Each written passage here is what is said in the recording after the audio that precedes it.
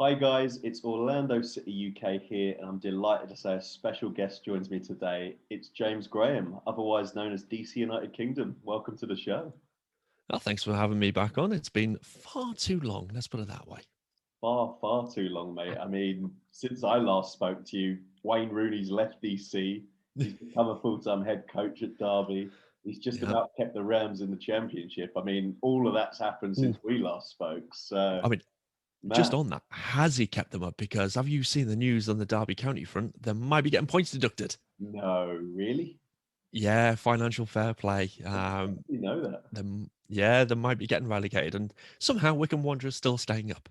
Man, there you go. Yeah, Breaking, yeah, it was news to me. So there you go. But it's been such a long time, hasn't it? I yeah, mean, MLS has been back, what, 4 games now? But how did the yes. season treat you, mate? And how good does it feel to have the season back?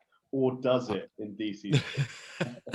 I mean, it feels fantastic to have the season back. Let's put it that way. I mean, I actually looked at how many days since our last game to our first game of the season, and I've got it written down here, and it was 174 days of off season, Wow. which is almost 6 months.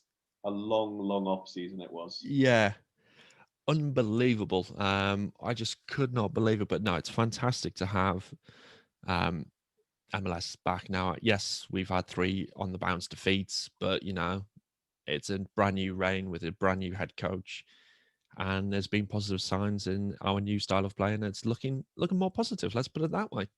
Alrighty, alrighty. So we're going to obviously be previewing the weekend's upcoming game, DC United Yes. versus Orlando City, which is coming up on Sunday. We're going to be previewing that with James today. We're going to, of course, reflect on what's happened in the opening weeks of the season so far, as well as asking James a few more questions about where the Eastern Conference clash could be won and lost. So a little disclaimer on this show today.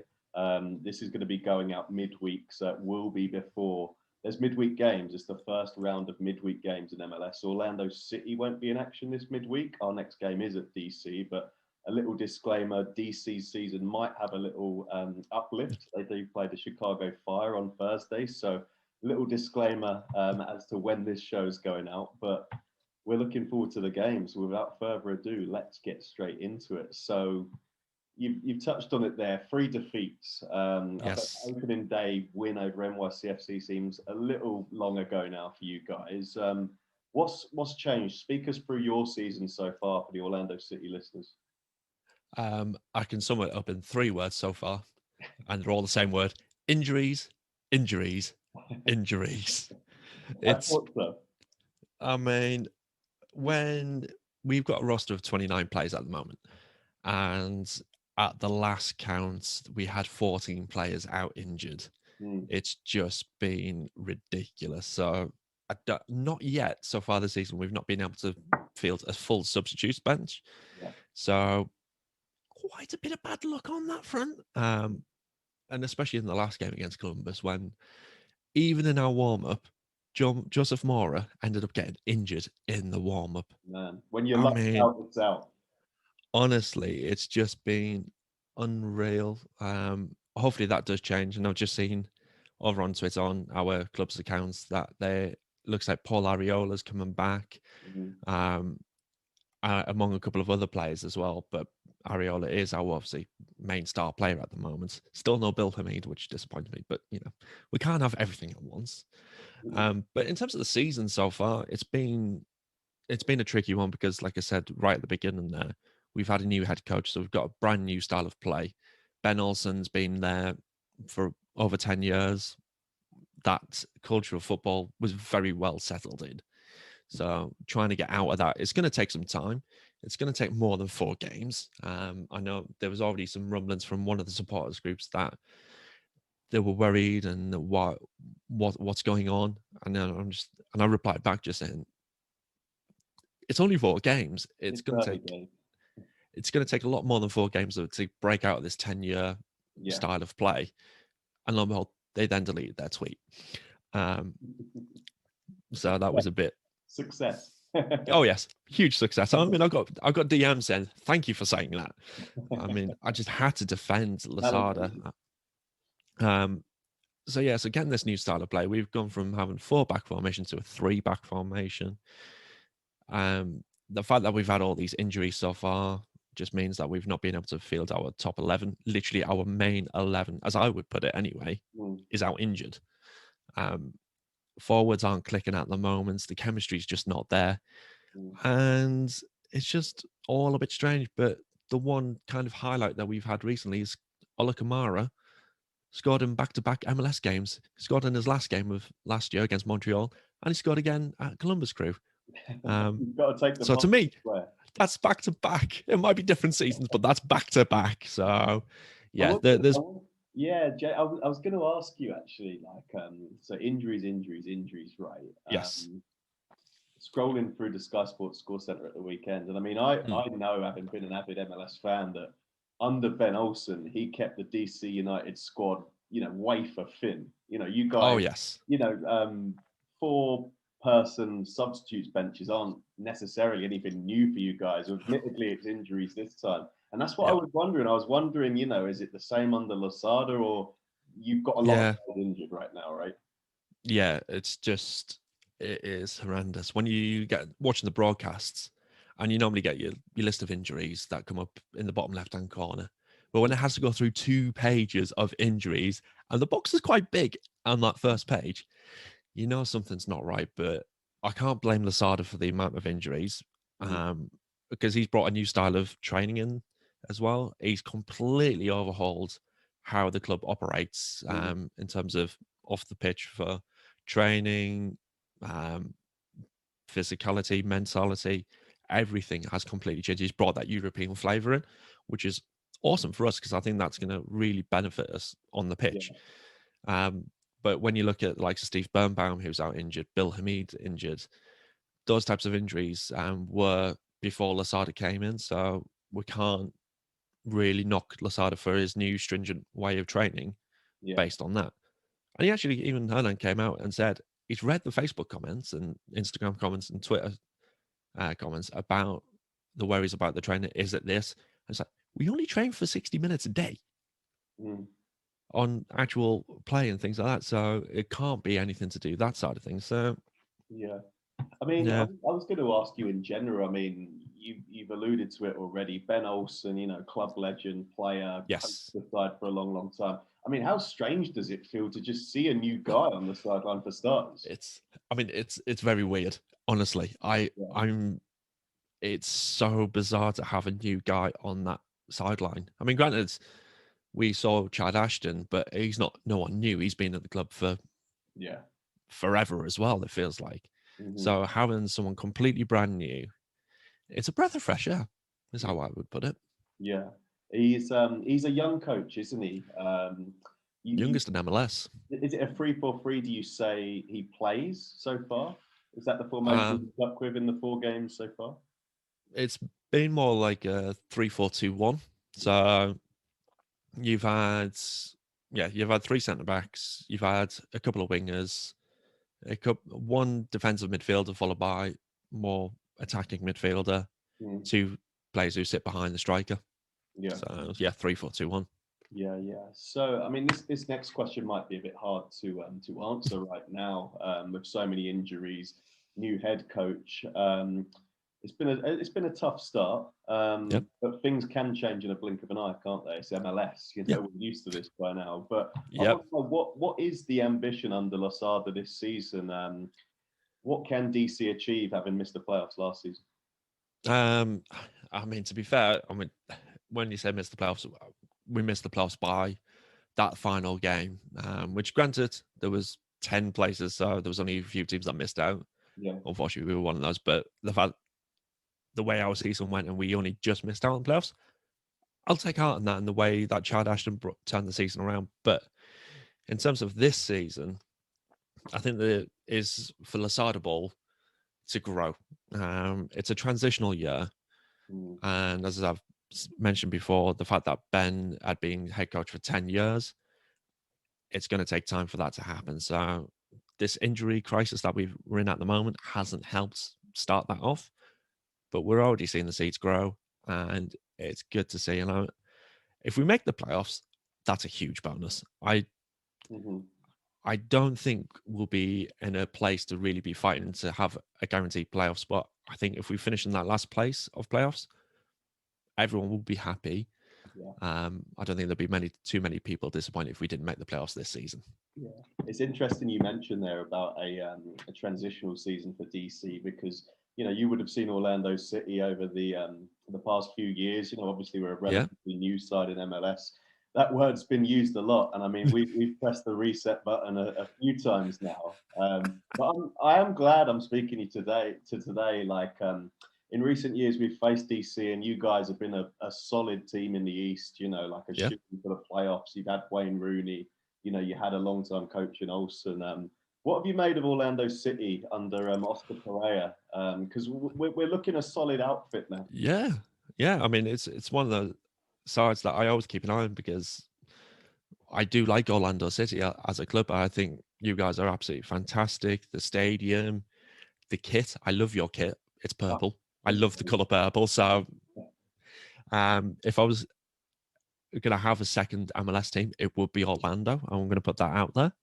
I know, breaking news. I don't think I've ever admitted that out on anything before, but yeah, I've always liked Orlando. It's just one of the, I don't know, like I say, it's just one of those clubs that you can weirdly relate to in a way. For a lot of have you ever holidayed in Florida, James? Once. Yeah, just the once, but I enjoyed my time out there. There was a place called Winter Park that I absolutely adored. We know it well. We know it very, very well.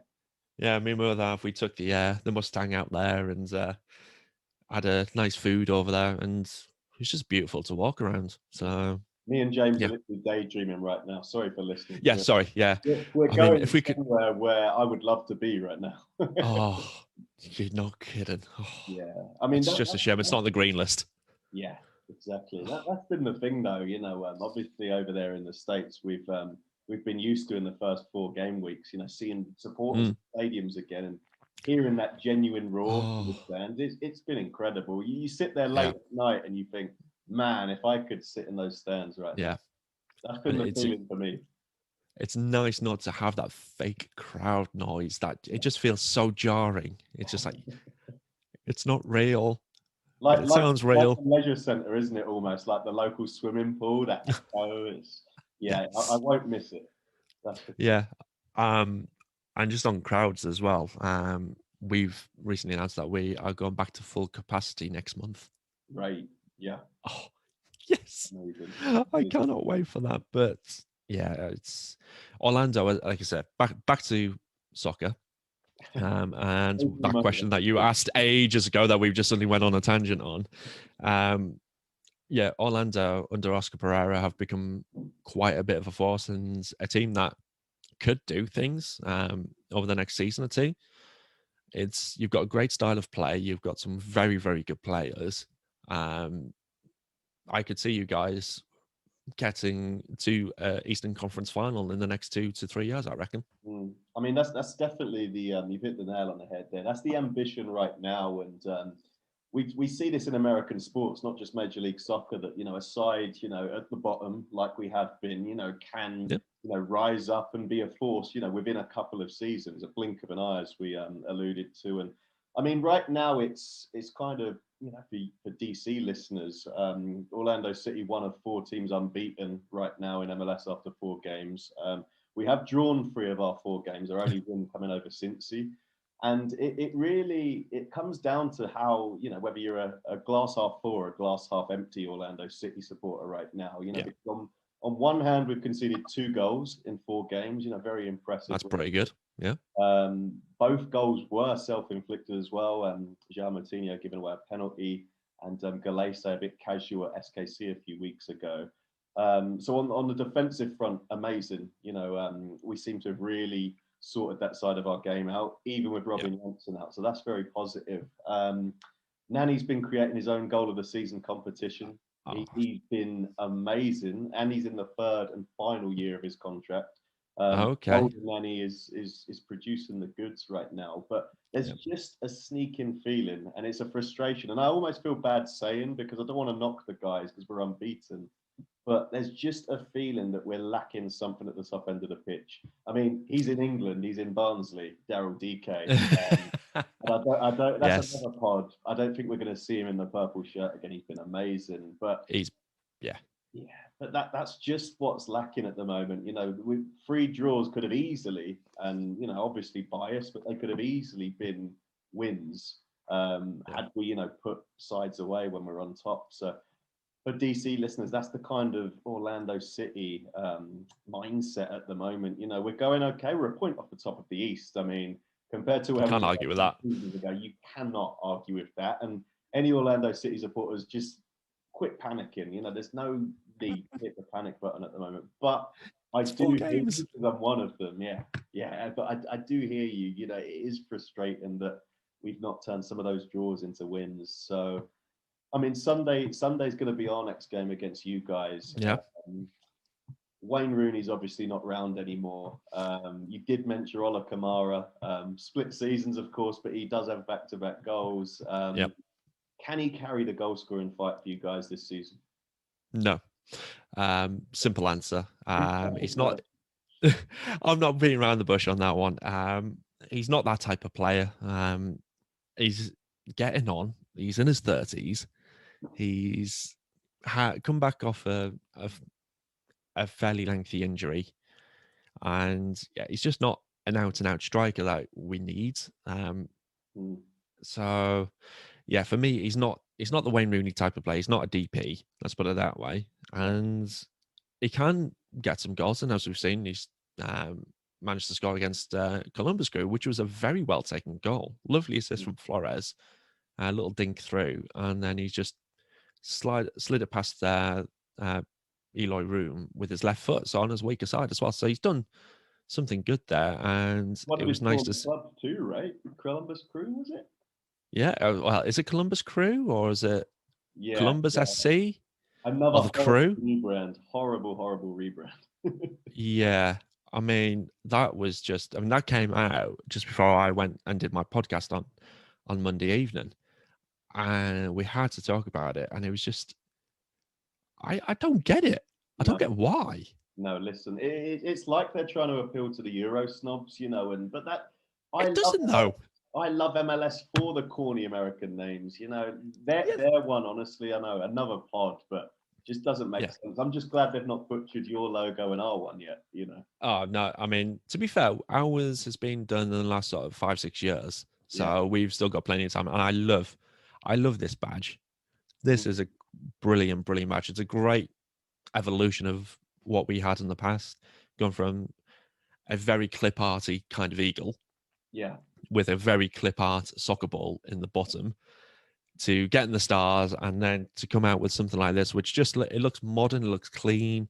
It's got a good amount of stars above the badge, Yeah. which not many MLS teams have. Hanging on to our past glories there. The Wonder Years. Feels like I'm talking as a Middlesbrough fan. Oh wait, I am. But yeah, that Columbus Crew badge is just an absolute tragedy, to say the least. It's made the Montreal one look good, so they've gone some there. Let's just say, but Ola Kamara, not if he's not the guy, Yeah. who's going to get the goals for DC this season? It's going to come from everywhere. I don't think we're going to have a goal scorer who's going to get us the 20, 25 goals of the season. Yeah. I think we'll have a couple of players who will get into double digits, the likes of Paul Arriola.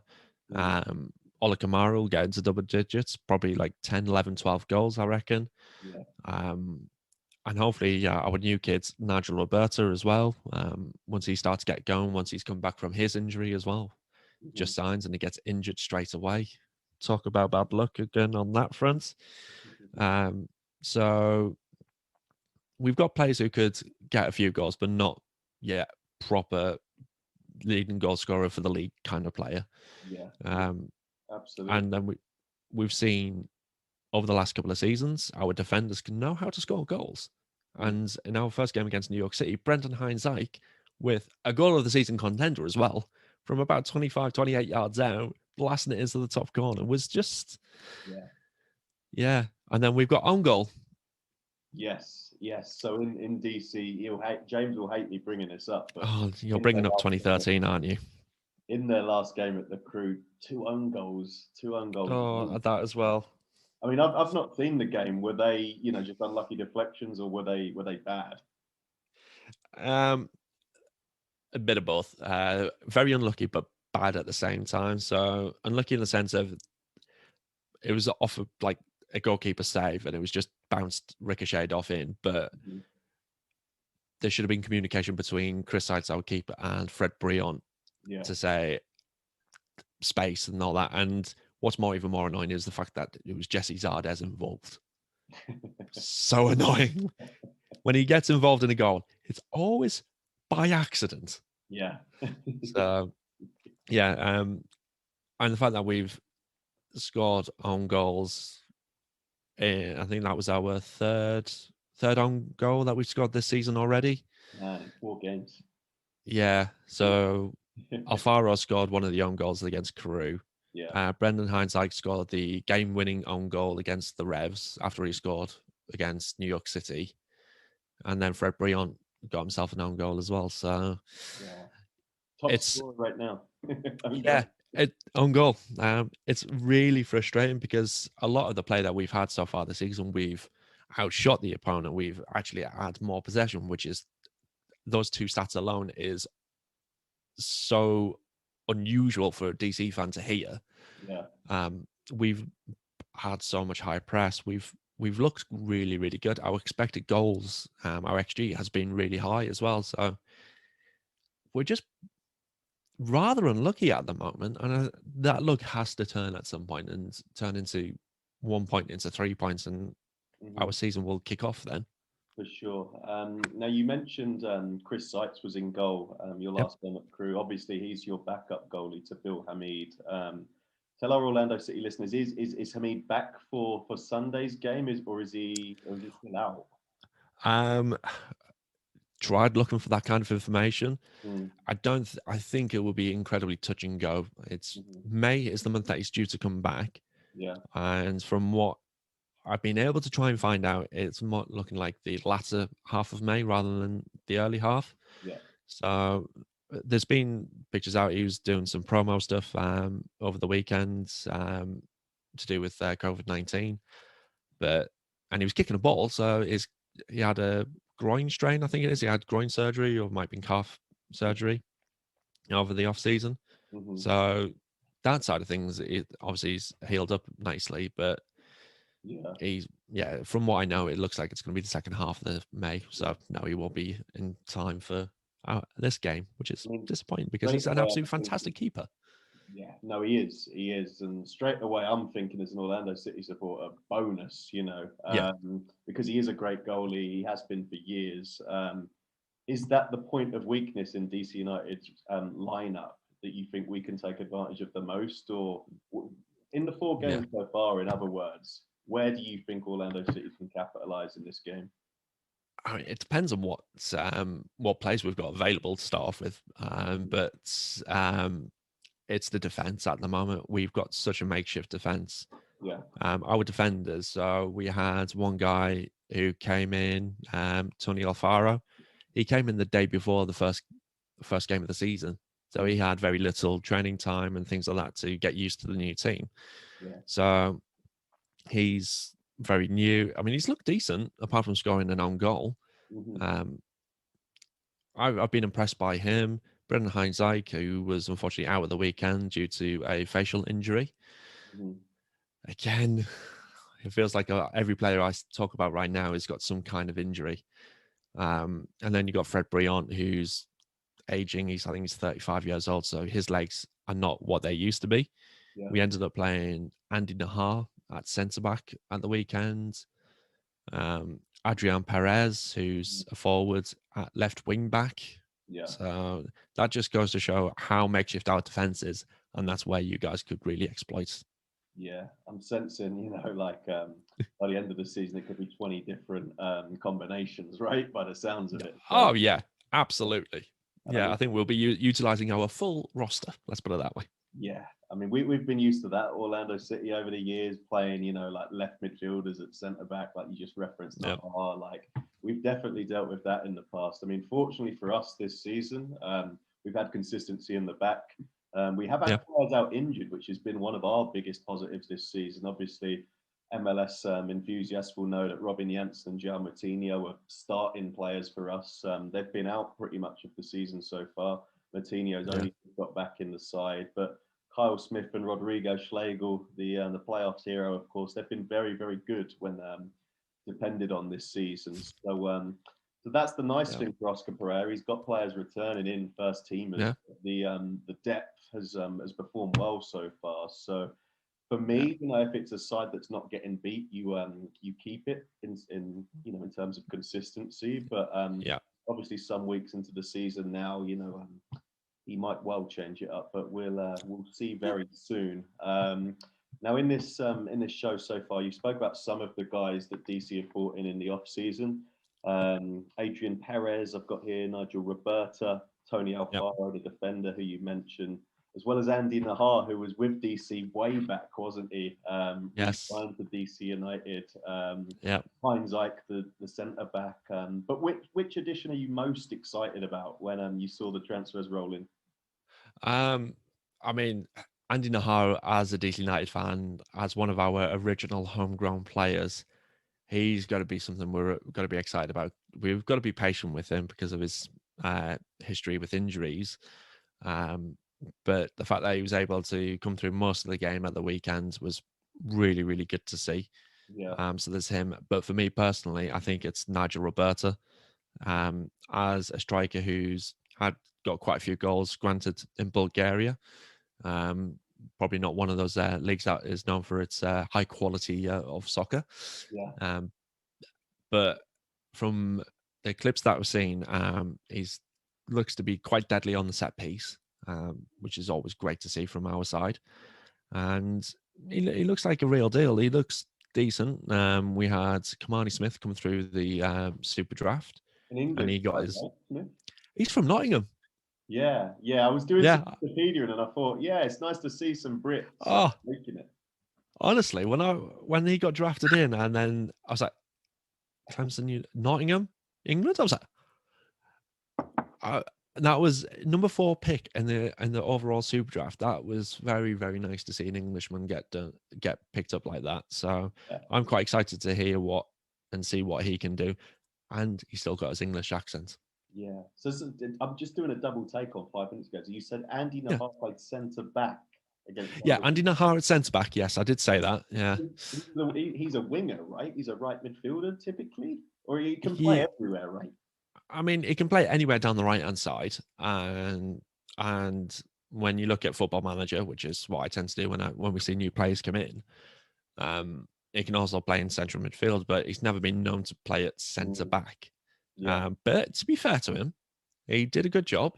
He didn't look out of depth when it came to aerial challenges, even though he's not the tallest of players. Yeah. He did actually a decent job. So if it came to this weekend or the Chicago Fire we've got next, and he was at centre back, I wouldn't be too worried about that. Let's put it that way. Absolutely. Now, as I referenced at the beginning of the show, the interesting thing with this show today is that it's going out before DC play Chicago Fire on Thursday evening, obviously early hours of Friday if you're watching in the UK like James. Now, obviously things can change. There's a game in between before our game. You can give your season a lift with another win. Yeah. Speaking in the moment though, right now, post crew for you. Tell our Orlando City listeners the 11 back to front. This is quite hard because you're coming back all the time, but I am going to put you on the spot. Give me your 11. This could be funny because it could be completely different. I mean, this is an absolute lottery right now. So our 11 right now in terms of who we've got fit. So you're going to be looking at Chris Seitz in goal. You're going to be probably looking at Andy Nahar at centre back. Fred Brion and Tony Alfaro.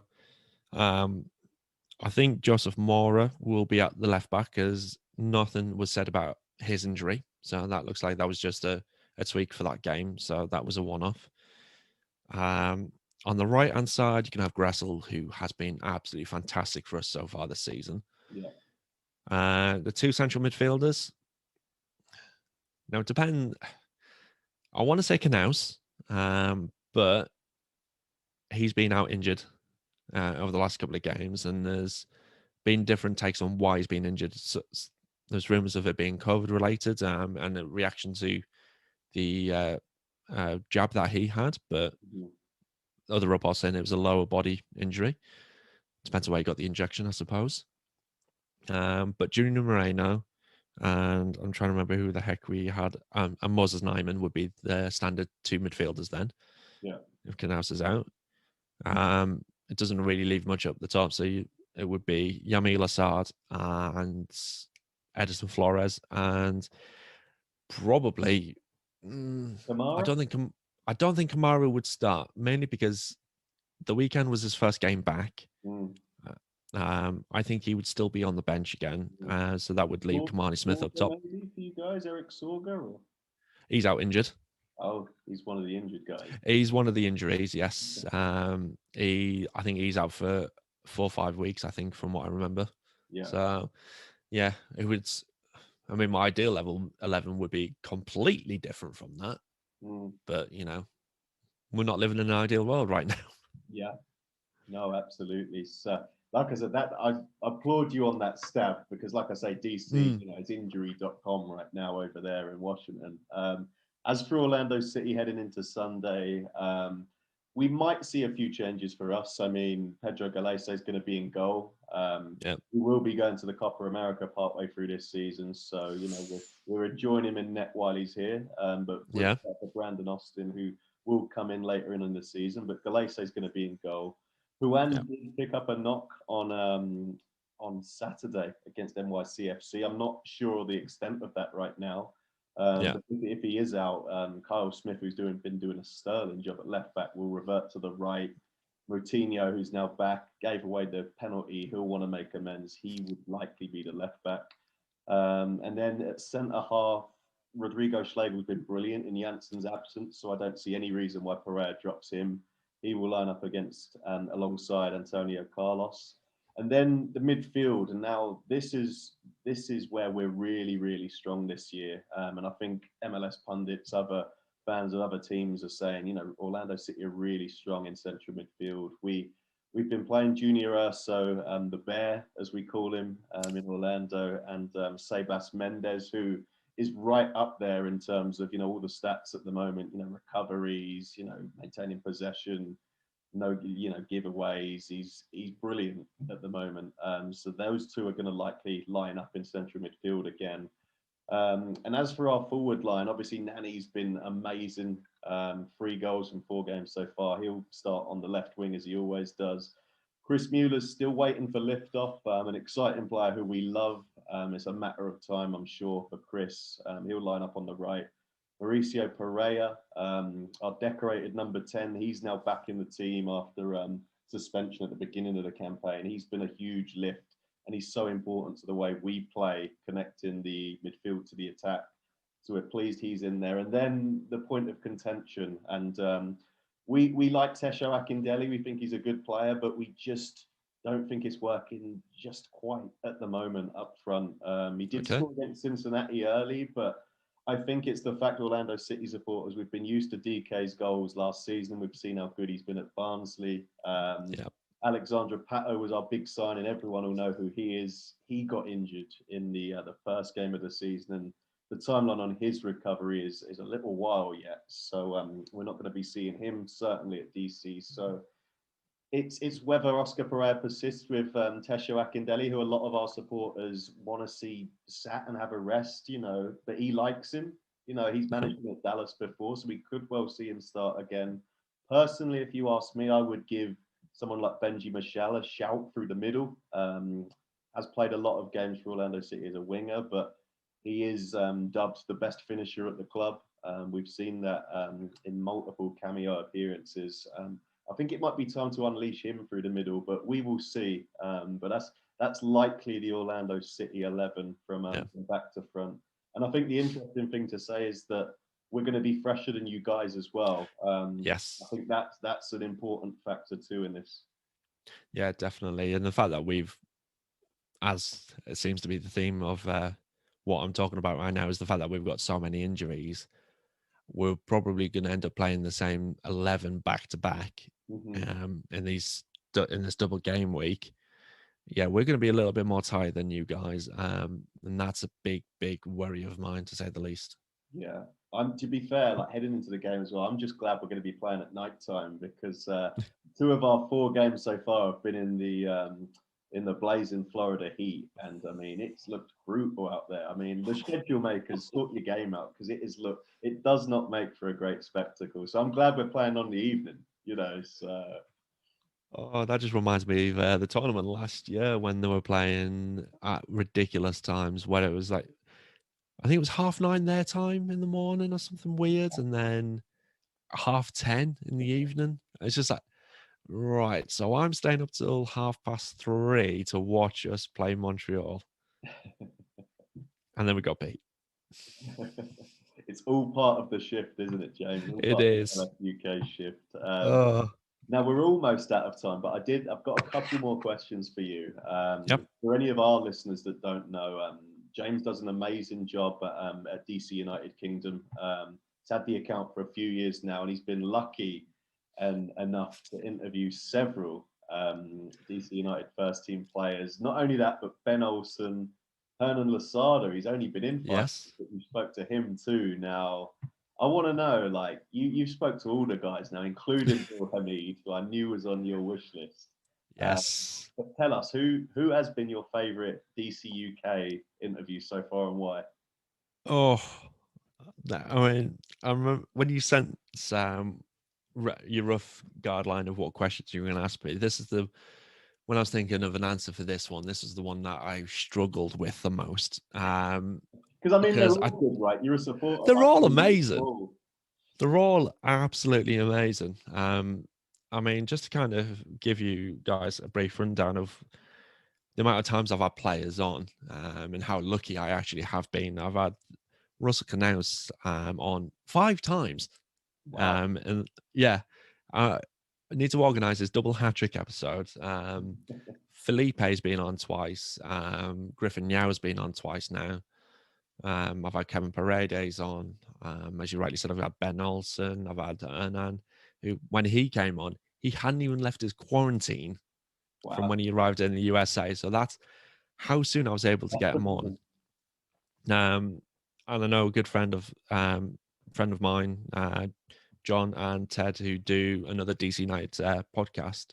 They did the first interview with Hernan Losada as DC United head coach. So that's one of those good things about DC United. They place a lot of faith in us as content creators for the club to do these types of interviews. But if I've got I don't think I can name one, because if I'm going to name one, it's going to be Bill Hamid. Yeah, because he was at the. You like that one? Yeah, because as you know, when I first started doing this, and my friends out there who all know me, when I started doing the podcast, the one player who I always wanted to have on was Bill Hamid.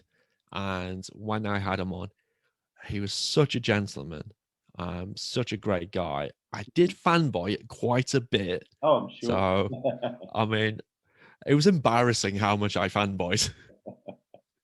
But there's one thing I do love about when I get players who come on when they do their first interview with me is we do a little segment called Getting to Know DCU. And that is obviously a play on words, where I ask personal questions about themselves. And then I ask some questions about the locker room, which always throws up some great answers. And there was one player there's one question called, who's got the worst fashion sense in the club?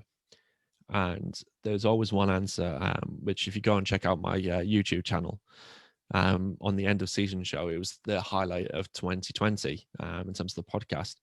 And as Felipe just straight off the bat asked him, who's got the worst fashion sense? Oh, Eric Sorga. And I was just like, it was the fact that he had it just straight off the bat, and it was just fantastic. He did no thinking about it. And I found out afterwards, and speaking to Griffin earlier on in the year, um, the guys actually listen to the shows that we do. That's amazing.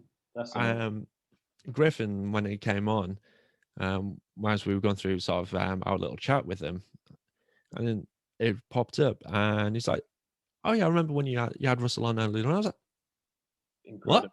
Incredible. You Incredible. you know about that?" It's like, "Yeah, listen.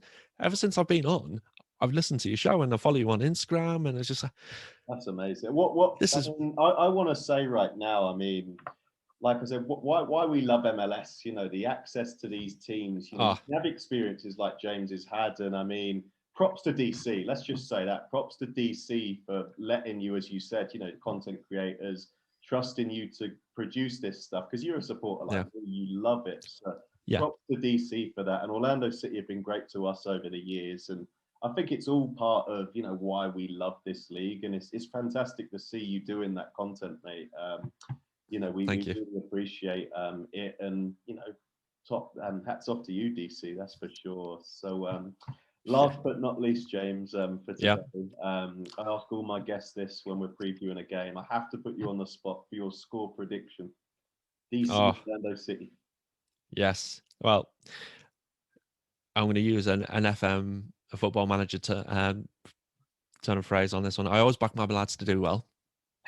Um, and even though we've had these 3 defeats on the bounce, yes, they were all on the road, so they're all away. We looked really good when we were playing at home against New York City, and there was certain fire. I think the fact that there was fans in the stadium that really were up for it.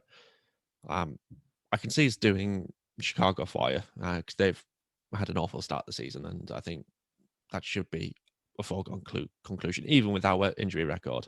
Mhm. It's going to be a much different task against Orlando, as we've said. The fact that you guys are going to be a lot fresher than we are. Um, I know we've got a couple of players coming back. Ariola's due to come back. Not sure if he's going to be back for the Chicago game, but he should be back for the Orlando game. So that's exciting for us. The attack and play when Kamara came on, it started to look like it was starting to click. I see Ariola coming in for, if he does start, coming in for a start because he's not looked particularly too good. I could see sneaking a 2-1 win. 2-1 win for DC. A 2-1 win, yeah. I And think we're going to surprise a few people this season. yes, that's it. And like I said, if you get a bounce from Chicago Fire, that Yeah. game on Thursday, who knows for you guys? Obviously, I'm gonna back Orlando City. We do have to start putting teams away, that's for sure. But our defense is tight. So I'm saying we're gonna win 2-0. I'll Oh, probably be completely wrong by the time Monday morning rolls around, but we'll see. But I'm confident right now. I think we're going to win 2-0. yeah. But that's almost our time up. So I want to say Oh, thank you very much to James for joining us today. Before you go, James, tell our listeners where they can find you and see all your great DC United content on social media. absolutely. So on Twitter, which is my main hangout, it's at DC United Kingdom. I am on Facebook and Instagram at DC United Kingdom FC. The podcast itself, there is on YouTube. So just have a little Google of DC United Kingdom. But recently, I've started doing the podcast over on Twitch and now on Twitter as well. So exactly the same thing at DC United Kingdom. So if you do come and follow, say hi. I'll give you a little shout out maybe. Good man, good man. All right, James. So as for DC United versus Orlando City, it's a case of get your energy drinks at the ready, folks, because this one gets underway next Monday morning if you're in the UK, like us both. A 1:05 a.m. kickoff. Yes, Oh, 1:05. So it's our first late one of the season. So it is late, but that said, you can watch it live on Free Sports. They've been amazing with Orlando City this season. They've had 3 of our 4 games shown live so far. If you've not downloaded the Free Sports player, it is free. Just head to Google, type in Free Sports Player, sign up, and you can watch loads of Orlando City games, loads of DC games, I'm sure, this season, and loads of other yeah. MLS fixtures as well. But until next time, folks, it's the DC United Orlando City preview. Game coming up Sunday. Looking forward to it. But until next time, vamos Orlando. Vamos United.